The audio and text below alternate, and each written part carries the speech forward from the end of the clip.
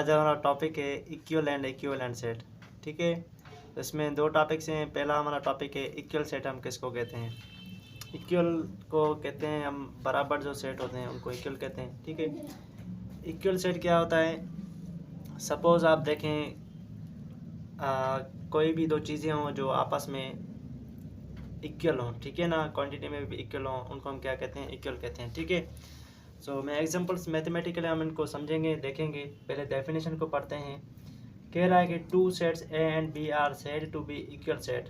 दो सेटों को हम इक्वल सेट कहते हैं if they have all the elements same. ठीक है, अगर उनके जो एलिमेंट्स हैं ना वो ऑल टू ऑल क्या है? सेम है, तो उनको हम क्या कहते हैं? इक्वल सेट कहते हैं। ठीक है, इस तरह से तो इक्वल सेट को हम रिप्रेजेंट करते हैं इस सिंबल से। ये वाले जो सिंबल है ना, ये इक्वल सेट की सेट सिंबल है। ठीक है, इनके नाउ एग्जांपल्स में लिखता हूँ। एग्जांपल्स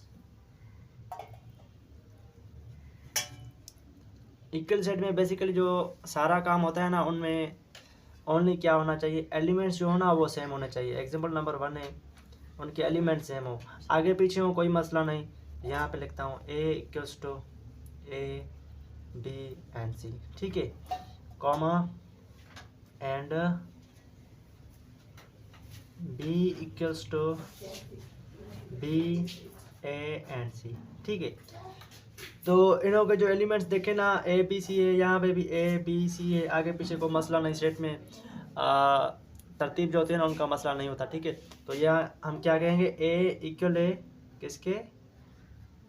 बी सेट के। ठीक है, तो ये हमारा आंसर हुआ।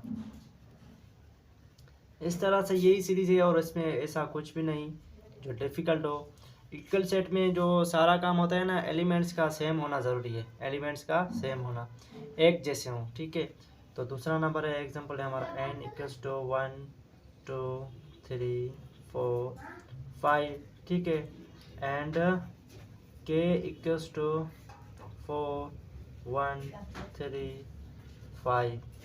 ठीक है, एंड 2। तो ये इसके जो एलिमेंट्स आप देखेंगे ना, सारे क्या हैं? इक्वल है। n equals to k।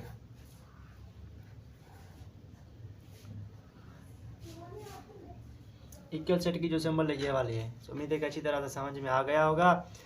इंशाल्लाह इसको समझें, अच्छी तरह से लिखें अपनी कॉपी पे, तो आप खुद ही अपनी जो एक्सरसाइज होगी ना इसके बाद वो सोल्व कर सकेंगे।